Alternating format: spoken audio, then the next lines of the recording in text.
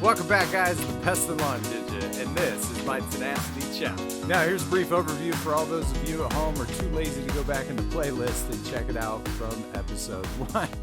We've got this project lawn here. We've got 6,500 square feet, roughly, somewhere between 6,000 and 6,500 square feet. We add a lot of less desirable grasses. We have bunching tall fescue, Johnson grass, orchard grass, and a few others that I can't remember off the top of my head. We've got some nutsedge, broadleaf, we've got some clover, dandelions, and a couple other really hard to do weeds. The Tenacity did pretty okay. I wouldn't call it a lifesaver. Let's go through and do a brief overview on the lawn. All right, here we go. And as you can see right off the bat, we've still got a ton of Johnson grass here kind of pushing through. The grass overall needs a kickstart, needs a boost. We had a really heavy winter here, a lot of die out, and as you can see here, it's just not quite awake yet. A lot of brown, and so I'm hoping to fix that. Getting into the lawn, we didn't overseed with Tenacity. My biggest regret is we only got one application, as you can see, a lot of die out. We peel this back. Let's take a quick look here. As you can see, we've got new grass, so that's all new, so that's good news. And let's go over all these pieces over here. All this orchard and Johnson grass last year started turning white, so I'm interested to see if we can get a couple of applications on this lawn to see if by applications I mean Tenacity applications, to see if we can get a little bit better die out and die back. Over here we had some bunching tall fescue that was actually affected by it, which is right here. And you can see we got a lot of die out to it, but it's not all the way dead. So I'm hoping a couple applications will solve that problem too. I want to give Tenacity the best review that I know how. We had a lot of broadleaf weeds, as you can see.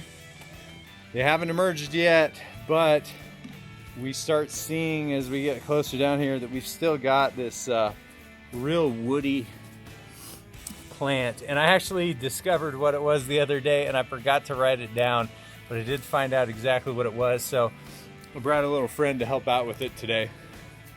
Coming to the back, let's stop for a moment for the view. Oh my goodness, so good looking. Pretty cool back here. This property is just amazing. Anyway, back to the lawn. Here we go. All right, now this was our huge broadleaf patch. We have a lot less, but we've still got issues. They're really young at this point. Not sure if these are a biennial or an annual, but I'm hoping that we get some die out on this. But you can see they overwintered and now they're starting to emerge. And they're pretty much everywhere through this section. And then we have that real woody kind of plant here with the thick roots. Still having that issue right there. Coming up the rock wall to the end. And this is our best section. Did the best, but I dare say this had the best watering too. And as I said in the past, watering makes up for about 70% of the service. So guys, there's 6,500 square feet of fun. Now as you can see, we've got a lot of work to do. First things first, we need to wake up the grass, give it a good jump start. We had a lot of good germination from that seed that we put down last fall. So the game plan is, let's measure the soil temps, figure out where we're at. If we've got good enough soil temps and we're within the range, then we'll do a Tenacity application today. Okay guys, got my trusty Bed Bath & Beyond meat thermometer. Let's see what it says here. Okay. As you can see, we have a lot of dead grass. I'm going to suggest that the homeowner do a light raking. We don't want to do anything aggressive since we just have that new grass seed germinate, but we need to get there. Now, as you can see, we're pretty close to 55 degrees ground temperature, so we're going to be into crabgrass country here real quick. So, with that said, let's make some decisions. We're a couple of degrees off from crabgrass germination. We're at 53 degrees. Crabgrass germinates 5 days at 55 degrees. So with that said, I think it's safe to say we're gonna go ahead and apply some Tenacity today. Now we've got a couple of decisions to make. We've still got a lot of weeds, which tells me we've probably got some sort of calcium imbalance, or the calcium is either low or it's tied up. My guess is it's tied up in my region. I know it fairly well. We're in a moderate zone for calcium to high, depending on the area. So I brought a few products for that. However, we need to control these broadleaf weeds now. They're going to start taking up space, and we want those rhizomatous tendencies in the new grass. Now, luckily, we planted this grass last fall. Normally, I don't like to focus on overseeding and weed control at the same time because it raises the salt index and kind of messes up the newly germinated sprouts. However, with that said, we did do all this last fall. That should have given enough time over the winter to really root and to take. So I'm thinking we attack them both. This is the Tenacity challenge, so let's just do it. Let's get her done. All right, let's get this lawn jump started. Now, I really wanted to focus on feeding the roots like a plant because we planted that new seed. So high phosphorus, high potassium. The phosphorus in my area tends to be bound up, and so I really just want to make sure that we have enough. It's going to take a month or two to really get into the soil. The only problem that I don't like about this is 12% nitrogen. It comes from urea. So if I wanted to be at 1 pound of nitrogen, that would be like 8.3 pounds, but we lack the bacteria that's really going to convert the urea into ammonia. And so realistically, we're only going to get less than half a pound of N on this fast-acting urea, which is kind of frustrating. But as a backup, I bought some ammonium sulfate, and this is really good stuff. It's going to go in real quickly. We're just going to use a teeny little bit. I don't want to be much more than about half a pound to 3/4 pound of N on this project. I don't want that much salt to interact with the new grass that we put down. Now, we need our carbons and our calcium. So I got a 2-in-1 bag with humates, compost, and gypsum. This is going to help free up that calcium and the sulfur ions that are naturally there. It's rated for 8,000 square feet. I'm going to throw the whole bag down. I'll probably go at application rate for the front and then put the additional in the back where the weeds are the worst.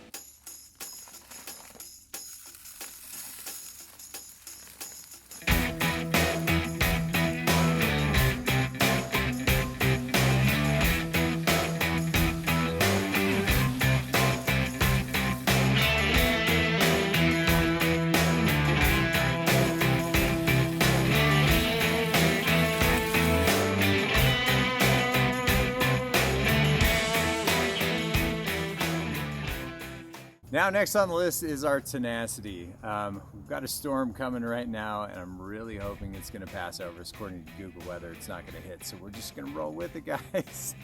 But brief overview of the Tenacity. It's not going to get all the weeds that we have down. So I was reading the label. According to the label, you can mix herbicides, post-emerging herbicides, with Tenacity. So what I did is I chose Speed Zone. It's a PBI Gordon product. According to the Tenacity label, the active ingredients of carfentrazone and I think it's the dicamba acid and the mecaprop are compatible with Tenacity. So we're gonna go with that. We're gonna take this challenge and we're gonna push it as far as we can go. Now we're gonna do a couple of Tenacity apps this spring just to see how well we can push it, see what we can get away with. But calibration is key. If you guys haven't watched the beginning episode where I teach you how to calibrate, I'm going to use my backpack sprayer, which is a battery-powered Chapin backpack. Now, I know a lot of you guys out there have had problems with the Chapin. Part of the reason is that for some reason the bolts where the pump cowling is end up coming loose, and all you have to do is tighten these up. So if you guys will just remove this little piece right there, and tighten those bolts, you're not going to have any of those problems. Now, as you can see here, the Ginja still calibrates everything he does. I don't want to guess, especially using Tenacity plus an herbicide. I put too much down, I'm going to burn. Too little, we're not really going to kill the weeds. So let me kind of explain what I've done here. I set up 200 square foot slab so I can check my walking pace to make sure I'm getting even distribution. You don't want to spray and pray. You do that and you're going to be really upset at yourself. Now, I went through this at 37 seconds. Now, since that's 200 square feet, I want to know what my 1,000 square foot pace is, which puts me at 3 minutes and 5 seconds if I just multiply 37 seconds times 5. Now, I've got to see how much output is coming out of my backpack. So what I ended up doing here is I sprayed in the backpack for 18 seconds. Now you're probably wondering how I got 18 seconds. I took that 185 second pace per 1,000 square feet. I just divided it by 10 so I can make the math really simple. Every 18 seconds I have 16 ounces coming out. I tried it twice to make sure it's consistent. Now I multiply that by 10, I have 160 ounces coming out of the backpack per 1,000 square feet. So that means for every 160 ounces, I'm going to end up having 3/4 of a teaspoon to a teaspoon of Tenacity, 1.1 ounces of Speed Zone, and 3 teaspoons of the non-ionic surfactant for the Tenacity. So that's how the math is. Let's go put it down on the lawn. All right, all you PPE mother lovers out there, this one's for you. Oh yeah, hat back. Ooh, look at that. Feels good. Yes. My rubber gloves on. There's one. Here's number 2, baby. All good to go. Got waterproof boots, long sleeve shirts. It's go time.